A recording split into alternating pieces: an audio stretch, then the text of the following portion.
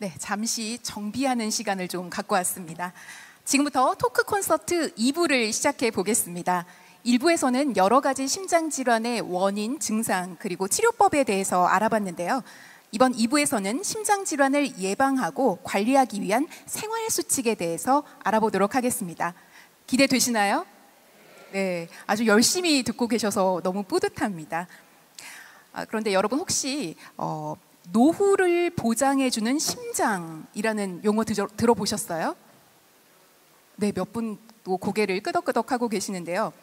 우리나라 국민 60대, 70대가 사용하는 생활비 중에 의료비가 15% 이상을 차지하고 그중에서 심장질환으로 지출하는 비용이 25%를 차지할 정도로 굉장히 높은 비중을 차지하고 있다고 합니다. 그래서 이 심장 건강이 노후의 삶의 질에도 큰 영향을 미친다는 의미에서 이런 용어가 생겨났다고 하는데요. 김민수 교수님께 여쭤봅니다. 노화는 심장 건강에 어떤 영향을 미치나요? 노화는 심장의 모든 부분과 다 관련이 있습니다. 여기 각 분야의 교수님들이 다 오셨지만 심장은 실제로 수축해서 피를 뿜어내는 심장 근육, 그리고 근육으로 여러 가지 영양분과 산소를 공급하는 심장 혈관, 그리고 심장에 정기적 신호를 주는 신호 전달 체계로 나눌 수 있는데, 노화는 이러한 모든 부분에 다 영향을 줍니다.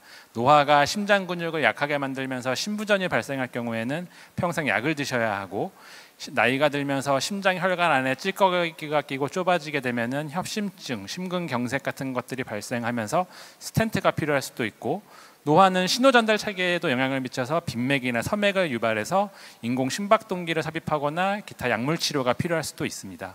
이러한 심장의 노화는 의료 비용을 크게 발생시킬 뿐만 아니라 정신적인 스트레스도 주기 때문에 노화와 관련해서 심장 건강 관리를 잘 하시는 게 중요합니다. 네, 노후를 보장해주는 심장이라는 말이 그냥 생긴 것 같지는 않습니다. 여러 가지 이유로 이제 적극적으로 우리가 심장 노화를 예방하기 위해서 노력을 해봐야겠는데요.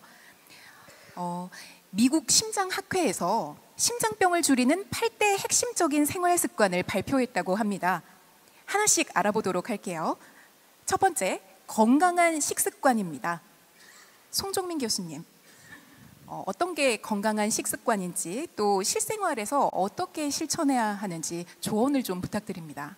예, 뭐 그런 질문들을 좀 많이 하시긴 합니다. 그래서 제가 간단하게 말씀드리는 게 짜고 기름기 있는 음식 피하세요 이렇게 말씀드리는데, 여기 미국 심장학회에서는 구체적으로 몇 가지를 이렇게 제시를 했어요. 그러니까 첫 번째는 우리 쌀 드실 때 통곡류, 소위 말해서 이렇게 현미 같은 통곡류가 좋다. 흰쌀밥보다는 그런 게 있고, 그 다음에 단백질을 섭취를 해야 되는데 아무래도 이제 소고기나 뭐 양고기나 이렇게 기름 많은 그런데 이제 포화지방 같은 게 많거든요. 그런 건 좀 피하고, 닭고기를 드시더라도 껍질은 이렇게 이 스킨, 이 피부는 좀 빼고 드시라 이런 게 있고, 그다음에 더 좋은 건 이제 식물성 단백질 같은 거죠. 콩 종류라든지 그다음에 생선 종류 이런 거로 많이 드시라 이렇게 돼 있습니다. 그다음에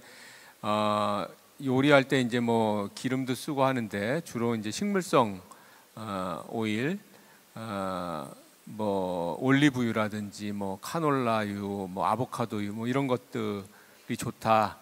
근데 이제 같은 식물성이라도 이렇게 열대 식물들 있죠. 이 코코넛이라든지 이게 야자수 그 기름 이런 거는 포화지방이 더 많이 있다 그럽니다. 그래서 그런 건 좀 피하고, 그 다음에 이제 뭐 트랜스팻이라든지 뭐 트랜스지방 이런 거 좀 피하고, 그 대신에 이제 야채나 채소 종류를 많이 드시라 이렇게 돼 있고요. 그 다음에 물도 많이 먹는 게 좋다. 충분한 수분 섭취. 근데 이제 심장병이 있는 분들이 물을 또 너무 많이 드시면 안 좋은 경우도 있어요. 붓고 그건 이제 병에 따라 약간 조절해야 될 수도 있고, 그다음에 이제 염분 이렇게 짠 음식 그건 안 좋다 이렇게 돼 있습니다. 네, 잠깐 말씀하신 트랜스 지방 피하라고 하셨는데 왜 피해야 되는 걸까요? 그 트랜스 지방이라고 하는 거 예전에 이제 언론에서 많이 나와서 좀 많이 들어보셨을 텐데, 우리가 이제 포화지방이라는 게 있고 불포화지방이 있죠. 불포화지방은 주로 이제 식물이나 이제 그 생선 같은 데서 있는 지방인데 이게 이제 녹는 점이 낮습니다. 그다음에 포화 지방은 녹는 점이 이제 높죠. 가열해야지 녹는. 그래서 근데 이제 트랜스 지방이라고 하는 거는 약간 그 사이 정도라고 보시면 돼요. 그러니까 불포화 지방을 일부러 이제 변형을 시켜서 약간 포화 지방 비슷하게 만들면 녹는 점을 높이기 때문에 그래서 만들어지는 게 마가린 같은 겁니다. 마가린.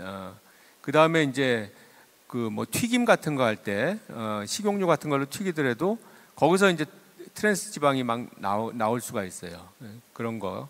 그 다음에 이제 우리 흔히 먹는 과자나 그 베이커리 또 뭐 라면 이런데 또 많이 들어가 있고, 그래서 그거를 많이 드셨을 때는 아무래도 이제 콜레스테롤 레벨을 올리고 또 인슐린 저항성도 증가시켜서 이제 당뇨 경향도 좀 높일 수 있고, 그래서 어떤 논문 보면은 이게 포화 지방보다 더 나쁘다 이렇게 돼 있는 경우도 있습니다. 그래서 근데 그런 트랜스 지방을 전혀 안 먹을 수는 없죠. 그래서 WHO 같은 데서 권장하는 거는 적어도 열량의 한 1% 미만으로 좀 제한해라 이렇게 돼 있습니다. 그래서 가능하면 좀 적게 드시는 게 좋지 않을까 싶습니다. 네, 설명 감사합니다. 그리고 아까 식단에서 염분 얘기도 하셨는데요.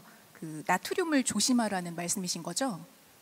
예, 그러니까 우리나라 식당에는 좀 짠 음식들이 많죠. 그래서 뭐 장아찌라든지 뭐 젓갈 종류 또 뭐 가공육 뭐 이런 것들이 거기 염분이 많이 들어가 있는 거 아시죠? 그 다음에 또 우리는 이제 국이나 찌개 뭐 이런 걸 먹는 민족이기 때문에 거기에 엄청난 소금이 들어갑니다. 요리하시는 분들은 다 아실 텐데 얼마나 많이 들어가는지. 그거를 이제 다 드신다든지 국물을, 그러면 그 염분이 다 들어가게 돼 있어요. 그래서 가능한 한 국을 짜지 않게 또 너무 많이 드시는 거 그런 거 좋지 않고, 아까 말씀드린 또 너무 염분이 있는 음식들 그런 걸 좀 피하는 게 좋고, 또 이제 간을 할 때도 소금이라든지 뭐 간장 대신에 뭐 멸치, 새우, 뭐 다시마 뭐 이런 것들 좀 천연적인 조미료를 쓰는 것도 도움이 될 수 있겠습니다.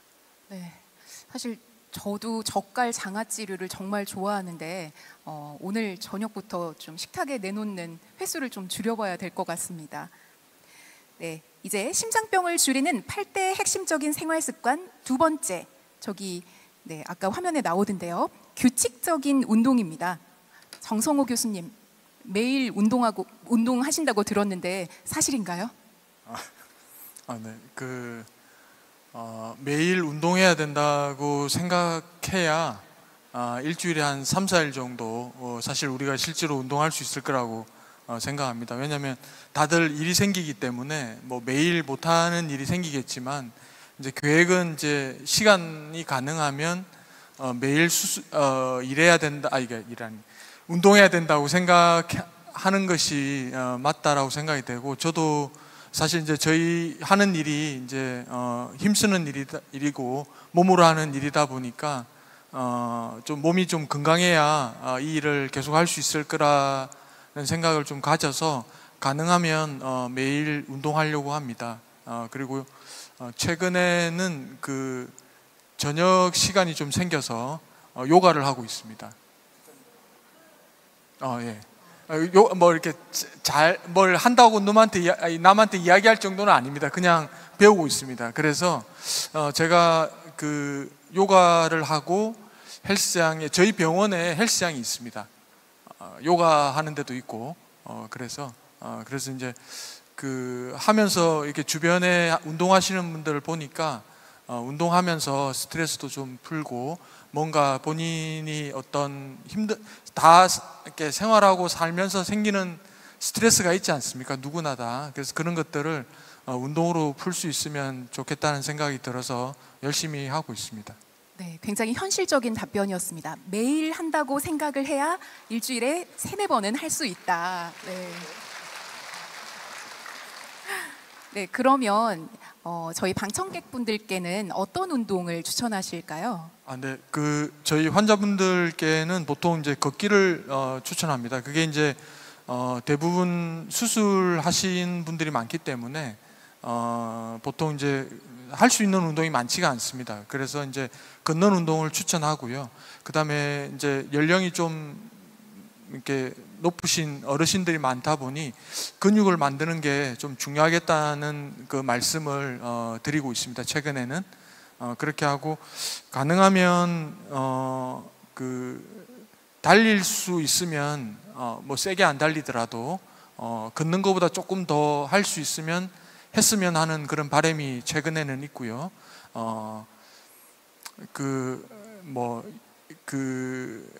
성별에 따라서 좀 설명드리는 게 좀 잘못될 수도 있지만 남자는 요가를 하고 여자는 근력 운동을 하는 게 맞다, 이런 이야기를 하는 분들이 있는 것 같습니다. 그래서 제가 요가를 하는 이유는 남자는 요가를 하는 게 좋겠다. 그래서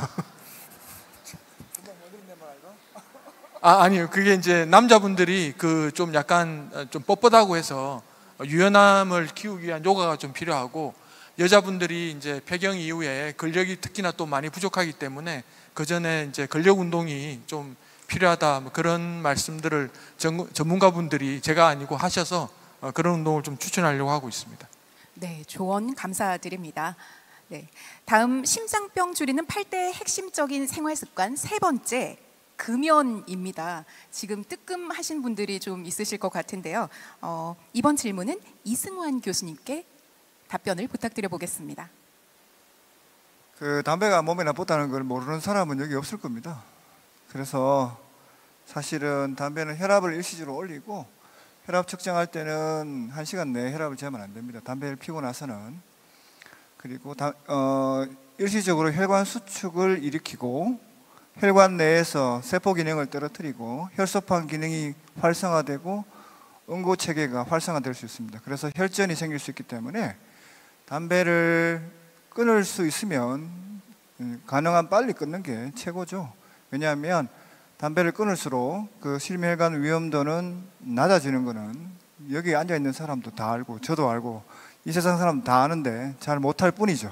그래서 끊고 나면 한 1년 뒤면은 한 50% 정도 효과 볼 수 있고, 일반 사람들하고 비등하게 15년 지나면 똑같아진답니다. 담배 안 핀 사람하고. 그래서 가능하면 조기에 이미 이제 연세가 좀 있고 충분히 폈으면 그냥 그만 피는 게 맞지 않나 싶습니다. 네, 환자분들뿐만 아니라 이제 건강하신 분들도 꼭 금연을 실천하실 수 있으면 좋겠습니다. 이제 핵심적인 생활 습관 네 번째, 건강한 수면입니다. 이상원 교수님, 수면과 심장병이 관련이 있다고 하던데요. 네, 수면 매우 중요합니다. 잠이 보약이라는 말이 있듯이 수면은 저희 건강에 굉장히 중요한데요.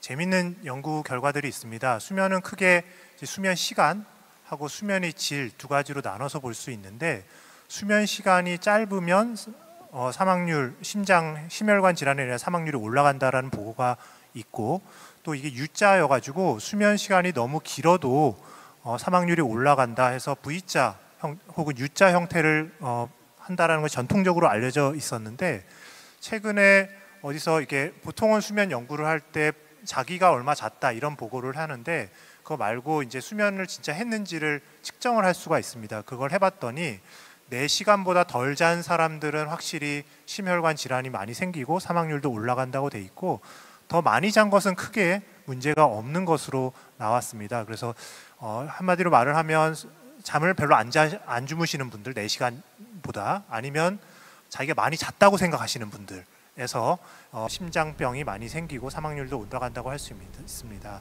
두 번째는 수면의 질인데요. 수면의 질을 여러 가지로 평가를 하는데 크게 4가지 정도로 평가를 할 수 있다고 합니다. 그래서 그런 질들을 평가해 봤더니 수면의 질이 떨어지는 분들에서 심혈관 질환과 사망률이 올라간다고 되어 있어서 수면의 질도 굉장히 중요하다고 할 수 있는데, 가장 극단적으로 수면의 질이 안 좋은 것이 이제 수면 무호흡이죠. 그래서 자는 동안 코를 많이 골면서 중간중간에 숨을 안 쉬시는 그런 것을 수면 무호흡이라고 하고, 수면 무호흡이 있는 경우에는 사망률이 17배까지 올라간다는 보고까지 있을 정도로 매우 우리 건강에 좋지 않다고 할 수 있습니다. 네. 우리가 잠을 잘 못 자면 단순하게 피곤하다고 느끼는 것만 있는 줄 알았는데 이 심혈관 질환 사망 위험이 17배라고 하셨죠? 너무 충격적인 수치인 것 같습니다. 혹시 잠을 잘 잘 수 있는 교수님만의 꿀팁 같은 게 있을까요? 꿀팁이라기보단 저도 잠을 잘 못 자가지고 많이 고민을 좀 해봤는데 크게 2가지 정도라고 얘기를 많이 합니다. 그래서 일단 자기 전에 식사를 하시는 거. 그래서 우리 식사를 하면 몸의 장기가 그 식사를 소화하는데 많이 소모가 되기 때문에 잠을 잘 잘 수가 없습니다. 그래서 소화하는 시간 한 2-3시간 정도를 고려를 하셔서 그 전에는 식사를 하지 않을 것을 보통은 권고를 하고요. 또 하나 요즘에 이제 중요하게 되고 저도 이게 계속 문제인데, 자기 전에 핸드폰을 보는 거, 그 화면을 보는 게 크게 문제가 됩니다. 그래서 저희가 누워서 자기 전에 뭐 온 거 있나 이렇게 다 열어보시잖아요. 그리고 또 아니면 태블릿을 보거나, 아니면 저희는 일을 하니까 이제 컴퓨터로 막 모니터로 일을 하다가 누워서 자려고 하면 그 잔상이 굉장히 많이 남습니다. 그래서 그런 것들을 피하는 것이 숙면을 취하는 데 굉장히 중요하다는 것이 잘 알려져 있습니다. 네, 사실 저 스스로를 돌보게 되는 시간 같습니다. 아까 젓갈 장아찌르부터 시작해서 사실 저도 잠들 때 핸드폰 보면서 잠들거든요. 많은 분들이 또 그러실 것 같은데요. 오늘부터 바로 또 핸드폰을 보지 않고 잠드는 생활 습관으로 개선해 볼 필요가 있을 것 같습니다. 심장병 줄이는 생활 습관 5번째, 체중 관리입니다. 이번에는 김민수 교수님께 체중과 심장병과의 관계를 좀 여쭤봅니다. 체중은 심장병에 있어서 중요합니다. 체중은 기본적으로 수명하고 아주 관련이 깊은데요. 보통은 비만만 수명과 관련이 있을 거라고 생각하기 쉽지만 실제로는 저체중도 수명하고 관련이 있습니다. 뼈만 앙상할 정도로의 아주 심한 저체중 같은 경우에는 근력 약화랑 면역체계 저하 같은 원인으로 인해서 수명을 줄일 수가 있어서 너무 뼈만 앙상하신 분들한테는 오히려 많이 드시라고 해야 되고, 더 문제가 되는 것은 비만입니다. 비만은 고혈압, 당뇨, 고지혈증 같은 대사질환을 일으킬 수가 있습니다. 그러한 대사질환들은 심장, 혈관 안쪽에 염증 반응을 일으키고 콜레스테롤 같은 것들이 심장 안에 쌓여서 혈관을 좁아지게 하면서 심장 혈관 질환이나 뇌혈관 질환 같은 것을 일으킬 수가 있습니다.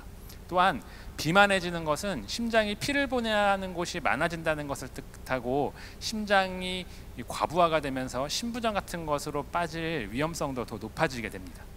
네, 저희가 단순히 비만만 생각했는데 저체중도 위험하다는 것을 알 수 있었습니다.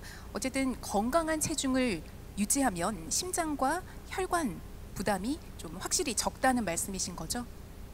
네, 맞습니다. 네. 이 체중 관리는 단순히 외적인 변화뿐만 아니라 심장 건강을 지키는 중요한 요소라는 것을 여러분도 다시 한번 상기하시면 좋을 것 같습니다. 벌써 6번째인데요. 심장병 줄이는 생활 습관 6번째, 콜레스테롤 관리입니다. 이승환 교수님께 여쭙니다.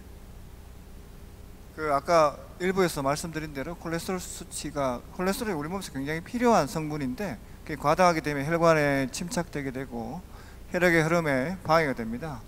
그래서 건강한 콜레스테롤 레벨 수치를 유지하는 게 정말 중요한데, 나이가 들면 콜레스테롤 대사가 떨어지기 때문에 일부 수치가 올라갑니다. 저도 콜레스테롤 약을 먹고 있거든요. 그래서 콜레스테롤 약 수치가 올라갔다 해서 억울해하지 말고 높으면 먹고 뚱뚱하면 운동하고 그렇게 해서 조절해야지 혈관을 건강하게 지킬 수 있습니다. 왜냐하면 콜레스테롤이 혈관 질환의 가장 큰 원인 중에 하나로 꼽히고 있기 때문에 적극적으로 관리를 하시는 게 선생님들이나 여기 사모님들 건강에 큰 도움이 될 거라고 믿어 의심치 않습니다. 네, 콜레스테롤 관리 꼭 기억하겠습니다. 다음 생활 습관은 혈당 관리인데요. 정성호 교수님께 여쭙니다. 혈당과 심장병 관련이 있을까요? 네, 당뇨가 사실 이걸 제가 외과의사인 제가 설명을 드리는 게 맞는지 모르겠지만 어쨌든 당뇨가 중요한 심혈관 질환의 원인이라고 잘 알려져 있고 많은 분들이 알고 계실 거라고 생각이 됩니다. 특히 이제 수술 받으시는 분들한테는 굉장히 중요합니다. 특히 이제 모든 수술 합병증의 원인이 당뇨라고 저희는 이제 표현하는데, 수술 후에 합병증을 줄이기 위해서라도 수술 전에 당 조절하는 게 굉장히 중요합니다. 그런 면에서 이제 외과 의사인 저희한테도 되게 중요하고 환자분한테는 장기적으로도 되게 중요한 문제입니다. 그러니까 당뇨 때문에 발생하는 어떤 콩팥이나 눈의 어떤 합병증, 다리 미세혈관의 합병증 여러 가지가 생길 수 있기 때문에 잘 관리하는 게 굉장히 중요하고, 뭐 본인 혼자서 하실 일은 아니기 때문에 내과 선생님과 잘 상의해서 잘 조절하시고, 그 추적하는 방법 중에 뭐 당화혈색소 같은 걸 잘 알고 본인도 관심을 가지시고 하는 게 중요할 거라고 생각합니다. 네, 그리고 당뇨 예방을 위한 아주 쉬운 방법도 준비해 주셨다고 들었는데요. 사실 이제 그 당뇨를 음식이 제일 중요하겠죠. 이게 이제 뭐 이름에서 나오는 것처럼 그 소변에 당이 있는 걸 당뇨라고 하는데, 그럼 단 걸 많이 먹으면 이제 당뇨가 되지 않을까 하는 생각, 뭐 맞는 말이라고 생각이 됩니다만, 우리가 이제 주변에서 줄일 수 있는 그런 그러니까 단 음식을 많이 먹으면 아무래도 체중이 증가하고, 체중이 증가하면 뭐 그런 비만으로 인해서 당뇨도 발생하고 이렇게 생길 수 있을 텐데, 이건 제가 제 개인적인 경험에서 말씀을 드리면, 그 설탕 커피를 제가 예전에 저희 과 냉장고에 설탕 커피가 많이 있었는데, 그걸 이제 저희가 수술 끝나고 나면 굉장히 많이 먹었었습니다. 그러니까 그때는 갈증도 나고 배도 고프고 이러기 때문에 그걸 굉장히 많이 한 500cc 정도, 머그컵 한 잔이니까 그걸 하루에 몇 잔 정도 먹을 정도였는데, 그런 것들을 이렇게 딱 끊고 나니까 체중도 많이 빠지고, 이렇게 이 말씀 걱정하시는 이런 부분들이 당이나 이런 것들도 좀 많이 개선되고 그랬던 걸 보면, 우리가 생활에서 쉽게 접할 수 있는 그런 당이 많이 들어있는 그런 음식들 중에 제외할 수 있는 그런 것들, 뭐 커피를 마시더라도 설탕이 좀 덜 들어있는 커피를 마신다든가, 그런 것들이 아마 도움이 되지 않을까 하는 생각이 됩니다. 네, 평상시 당 섭취를 좀 줄여라라는 말씀이었던 것 같습니다. 명심하겠습니다. 저도. 이제 심장병을 줄이는 생활 습관 마지막 혈압 관리입니다. 송종민 교수님께 여쭤봅니다. 네, 고혈압은 뭐 소리 없는 살인자 뭐 이런 얘기 하잖아요. 그래서 고혈압이 굉장히 중요합니다. 계속 얘기 나왔지만은 고혈압은 동맥경화의 중요한 위험 인자죠. 혈관을 망가뜨린다. 아까 나왔던 당뇨, 콜레스테롤 이런 거와 마찬가지로, 그게 이제 하나 있을 때, 두 개 있을 때, 세 개 있을 때 점점 더 위험이 더 높아지는 겁니다. 그래서 그걸 철저하게 관리해야 되는데, 그 동맥경화라는 게 바로 협심증, 심근경색증, 뇌경색 이런 거의 원인이 되는 거죠.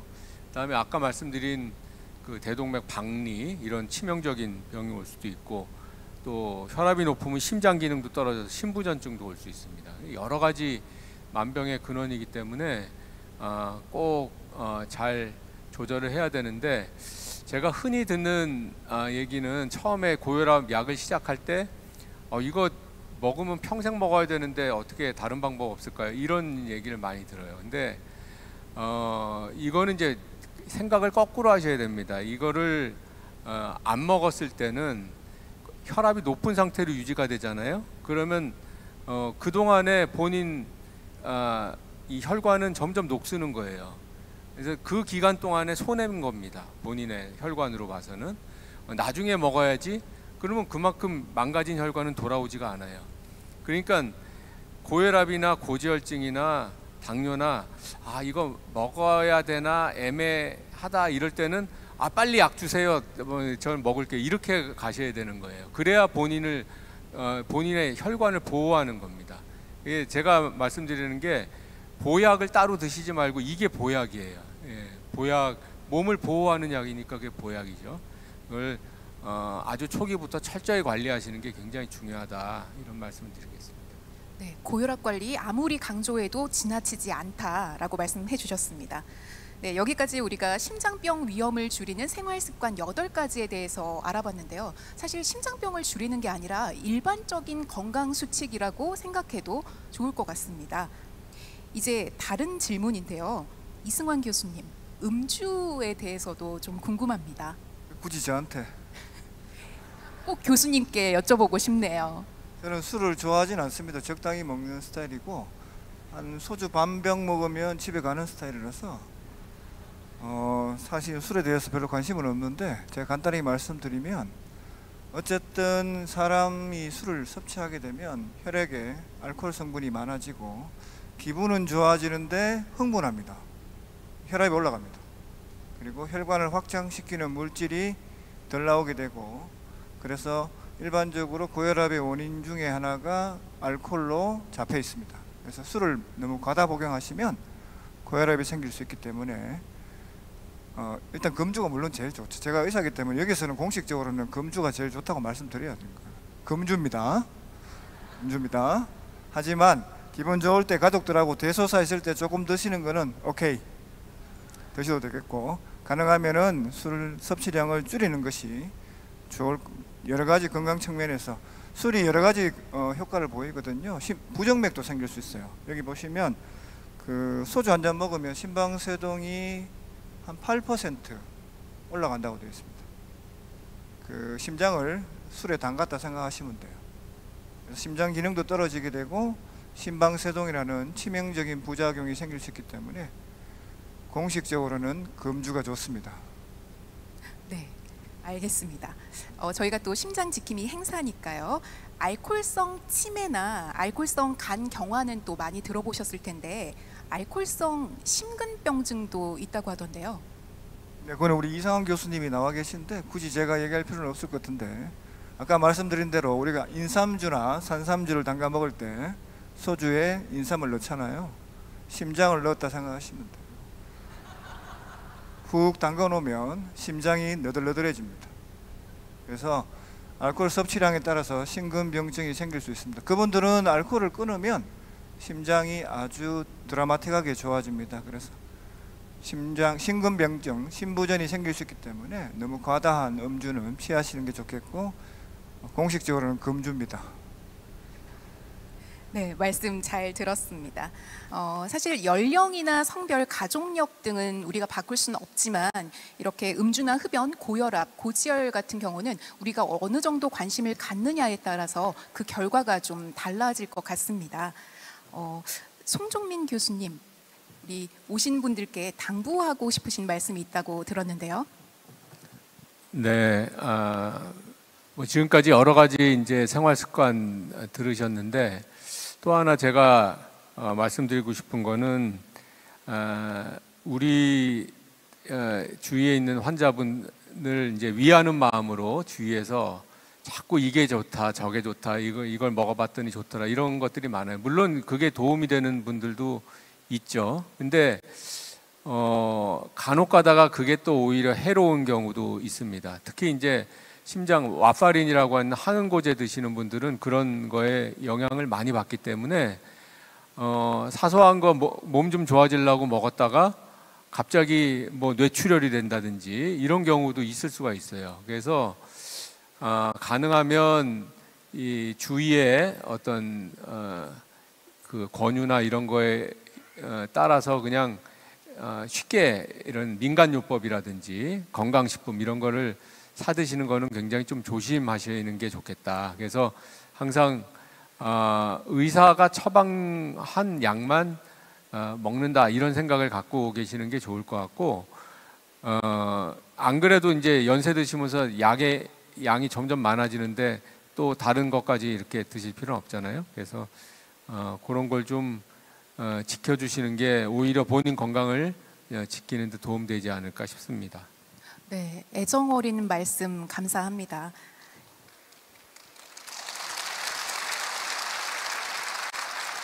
네, 이제 우리가 일상에서 챙겨야 할 예방 접종에 대해서 한번 알아보려고 하는데요.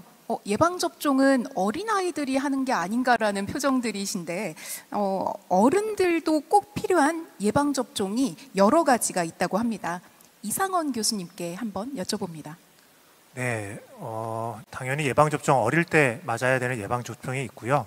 그렇지만 이제 성인에서도 맞아야 되는 예방접종이 있습니다. 특히 이제 코로나 시절을 겪으면서 많은 분들이 이제 성인들도 예방접종을 받아야 된다는 걸 알게 되셨는데, 특히 만성 심혈관 질환, 뭐 고혈압, 당뇨, 그리고 고지혈증, 그리고 심근경색이나 관상동맥 질환이 있는 분들은 특히 면역력이 떨어질 수가 있고 감염 후에 합병증들이 많이 나타날 수가 있기 때문에 이런 감염이 잘 예방할 수 있도록 예방 접종을 받을 것을 권고하고 있습니다. 네, 그럼 만성 심혈관 질환이 있는 환자분들께는 어떤 예방 접종이 필요한가요? 네, 만성 심혈관 질환이 있는 경우에 특히 매년 권고되고 있는 인플루엔자 백신이 우선적으로 권고가 됩니다. 인플루엔자 백신을 맞으면 그 심혈관 질환이 있는 사람들에서 인플루엔자 백신을 그 이벤트가 생긴 직후에 맞으면 사망률도 감소할 수 있다라는 보고가 있을 정도로 매우 중요하다고 알려져 있어서 이러한 인플루엔자 백신을 매년 받는 것이 일단은 가장 중요하다고 할 수 있겠습니다. 네, 그리고 요즘 광고에서 당신도 대상포진 대상자입니다. 이런 광고 봤던 것 같은데 이 대상포진도 예방 접종이 필요한 거죠?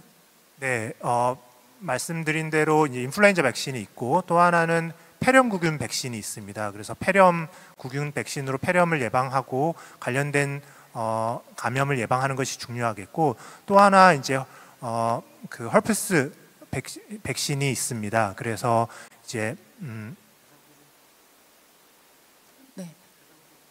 대상포진 백신을 권고를 하고 있는데요. 대상포진도 마찬가지로 대상포진이 생긴 후에 심근경색이나 관상동맥 질환이 잘 생긴다라는 것이 잘 알려져 있습니다. 그래서 이런 대상포진 백신을 맞으면 그런 관상동맥 질환이나 이런 것들을 줄일 수 있고 그거에 의한 합병증도 줄일 수 있다는 것이 알려져 있습니다.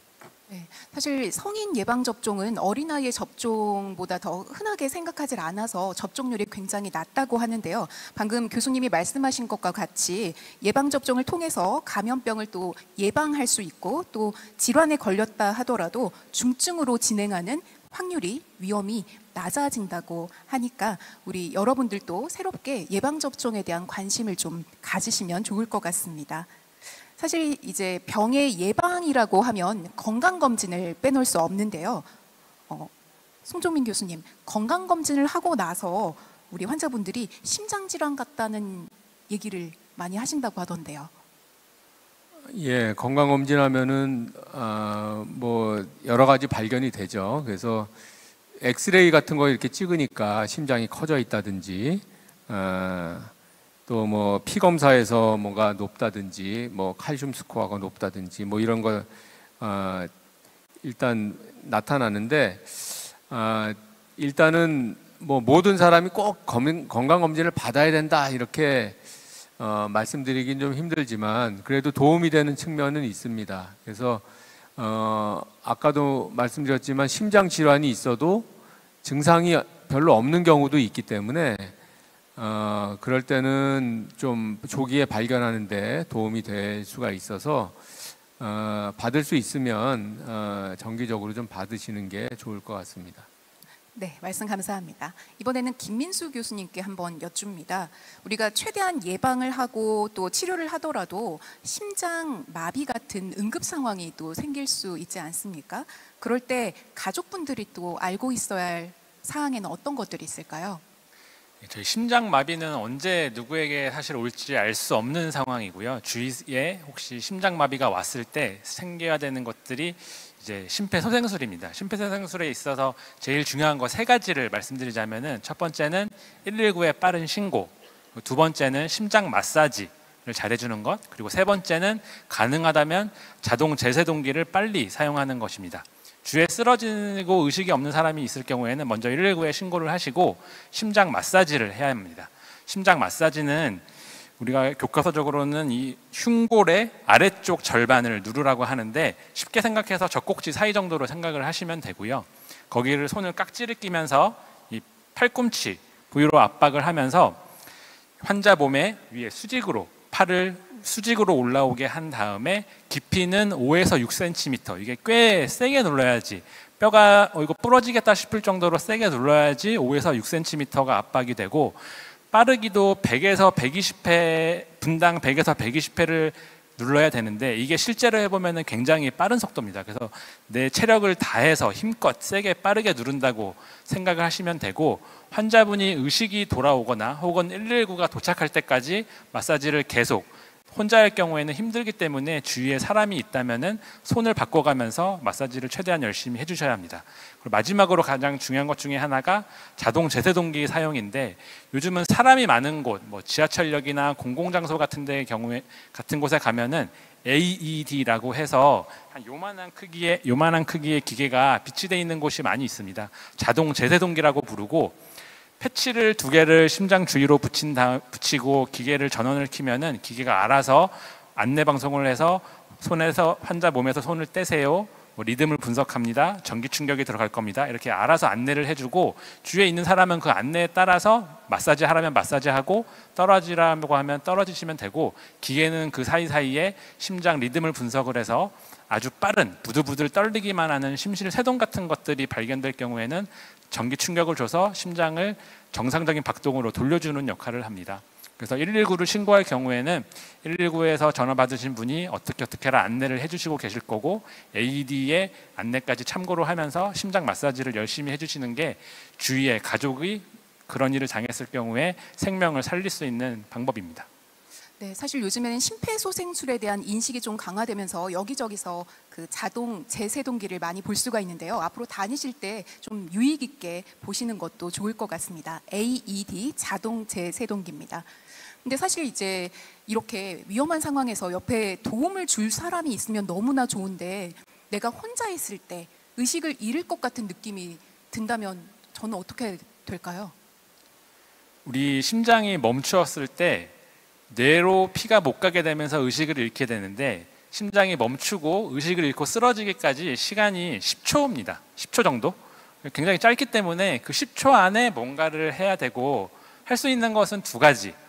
119에 신고를 하고 119 출동한 직원이 저를 빨리 찾을 수 있게 하는 것, 그 2가지고, 119 직원이 저를 빨리 찾을 수 있게 하는 방법은 집안 문을 열어놓고 가급적 출입구 쪽에 쓰러지더라도 출입구 쪽에 쓰러지는 게 도움이 되는 방법입니다.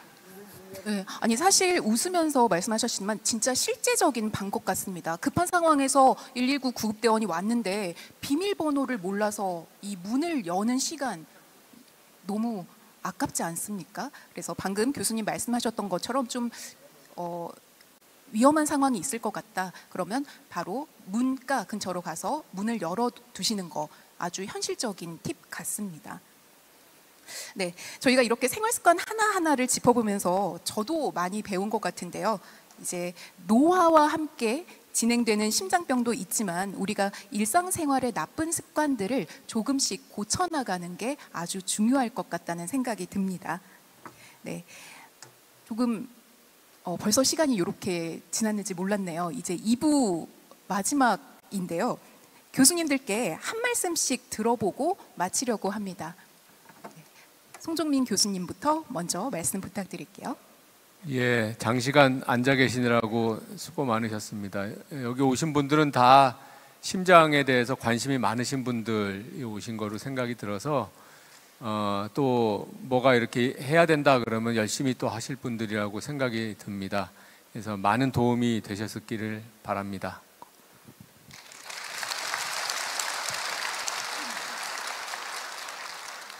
외래 오시는 환자분들 중에 한 30%는 스트레스로 인한 흉통으로 오는 경우가 많습니다. 그래서 저도 스트레스가 많지만 사는 것 자체가 스트레스인데 어떻게 스트레스가 없겠습니까? 그래서 여기 오신 분들은 그래도 건강에 관심이 많으시고 자기 관리가 어느 정도 되시는 분들이니까 매일매일 즐겁게 살 수 있는 자기만의 방법을 찾으셔서 그 방법만 찾아도 많은 병을 고칠 수 있고 예방할 수 있을 거라 생각됩니다. 오늘 여기 와서도 많은 웃음이나 정보를 얻으셔서 그 스트레스를 조금이라도 줄일 수 있는 시간이 됐으면 하는 바람입니다. 감사합니다.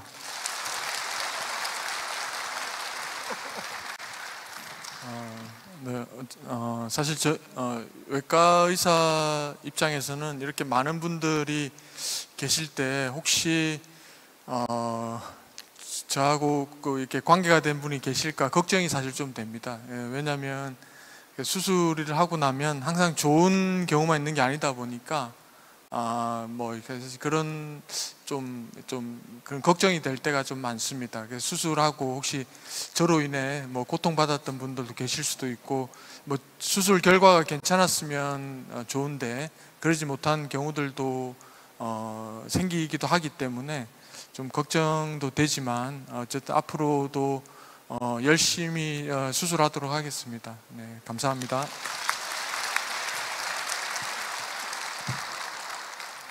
예, 이렇게 멀리까지 어려운 걸음 해주셔서 우선 너무나 감사드리고, 오늘 저희가 설명해드린 것들이 좀 도움이 되셨기를 바랍니다. 그리고 오늘 들으신 것들 많이 실천하시고, 그래서 앞으로 계속 건강하시기를 기원하겠습니다. 감사합니다.